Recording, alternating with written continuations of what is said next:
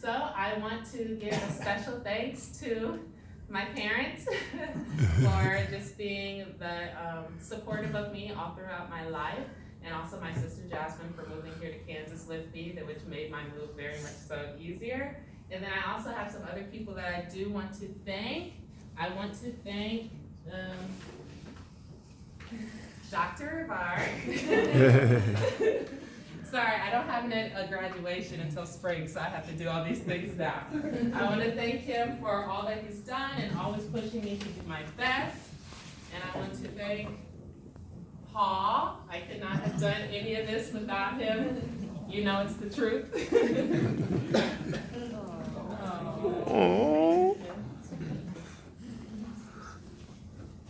And I also want to thank my advisor, Dr. Cloyd, for all the many visits that I had to make to Manhattan in your office and stressing about all the work that I have to do.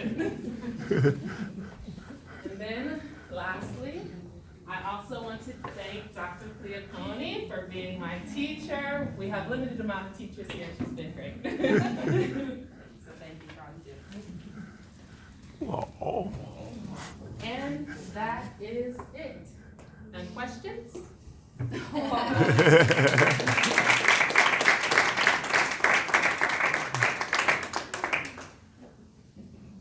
there any questions for Ashlee? Carrie, do you want to leave the first questions open to everybody and then the committee afterward? How do you want to handle that? Sure, I mean, we can take general questions from the audience. If you have a question, though, feel free to Well, I throw do it have out a there. question, Ashley, about this arthropod abundance. What was the quantitative measurement of abundance? Was it per square foot, square meter? Because I think my recommendation is going to be you probably should represent abundance in density, because you have 128 grams of soil. I think you need to start reporting it in the density aspect, because that's going to be more meaningful than just saying abundance, because abundance meaning what? Is that for the high tunnel? So I think that's what we need to look at, is that abundance, quantifying it to like a density measurement, and you have that information. Okay, thank you. Yes. I have a general question.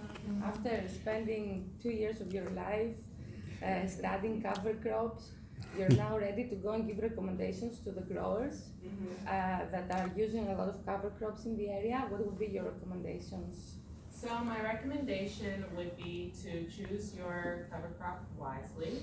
I would say that generally, whichever cover crop that you choose for like the summer season is going to do well. You definitely want to figure out growing a cover crop where you terminate it early enough so that it doesn't go to seed, because we did have some issues with cover crop regrowth during the cash crop growth. So choosing based off of that is also important. You may want to terminate earlier in the high tunnel versus in the open field for that reason. But there's many options for high tunnel growers. It depends on what nutrients or what facets they want to improve in their soil health, that they should choose a high cover crop based off of that. Yes. Yeah, actually, I wanted to build on that question, and I'm so not familiar with this area, but what do you say to a grower that doesn't want to do cover crops, or doesn't think they're worth their time, or they're too much hassle, or whatever? What would you, based on your research? Yeah, so I definitely would share with them this research project and share with them how you have this opportunity to increase your soil health with minimal work, honestly. Like after you plant your cover crop and you just water it periodically, it's gonna do the work on itself to grow. So you can really cut down on fertilizer costs by employing cover crops. And then overall, you're able to add organic matter back to the soil, which you won't be able to get from just a fertilizer that you add to the soil for crop production. Ashley, I have a question. Yes. First off, great job. Thank you. When you talk about terminating cover crops early, was there ever any issues with retuning or the plants coming regrowth and then Yes. becoming sort of invasive for someone that's trying to get a cash crop in? Yes, we found that with the sorghum plants, they definitely kept returning. And we found it even with terminating them earlier in the second year that they did return again during the time of our spinach growth.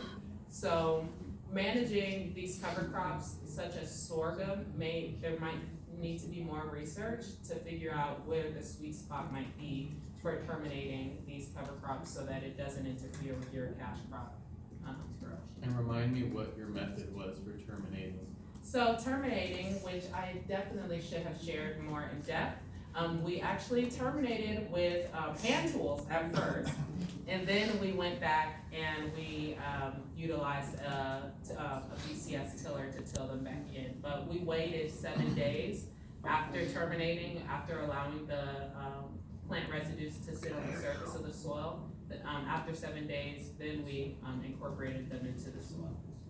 Do you think that there would have been, sorry, just not to dominate the question period, do you think that were you able to measure any effect on the termination and tillage on soil organic matter that may have been created through the cover crop but lost through tillage?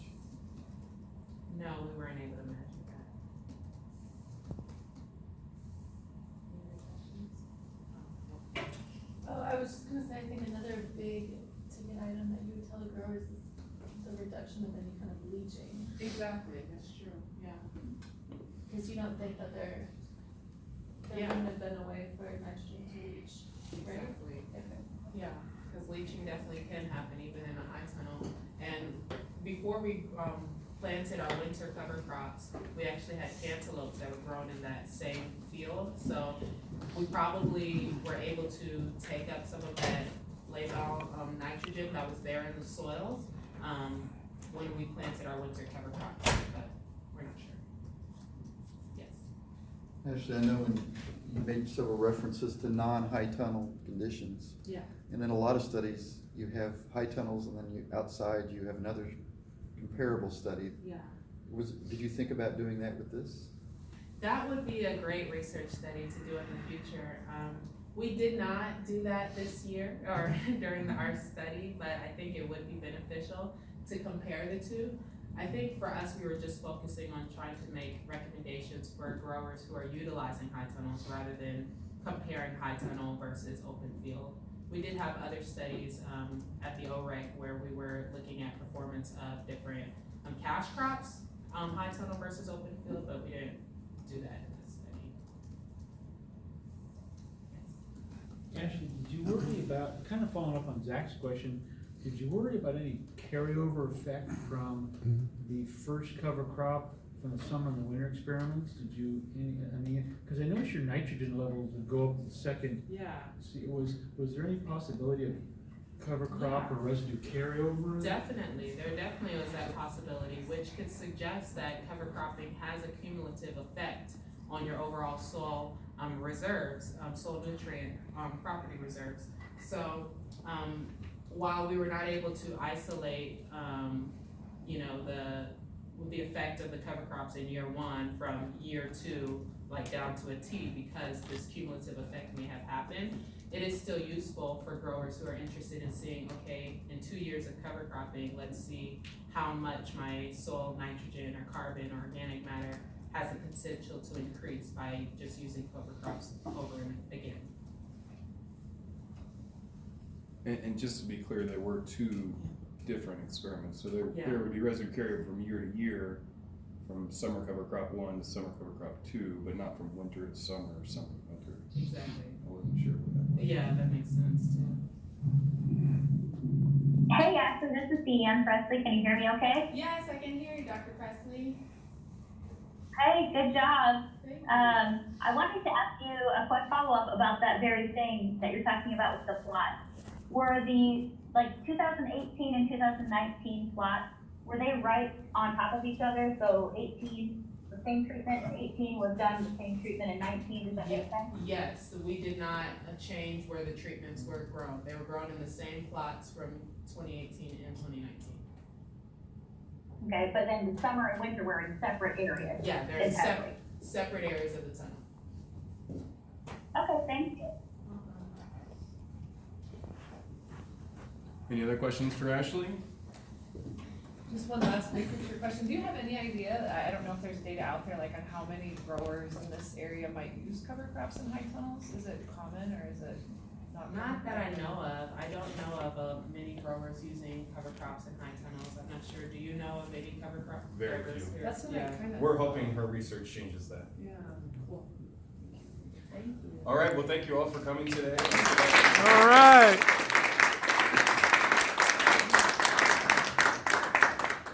So for the committee members that are in the room and on Zoom, we'll take about a 10-minute biological break, get yourself some water and take care of all your other needs. Take care of your cover crop. Yeah, that's right. And we'll be back here in about 10 minutes. Yeah, and then there's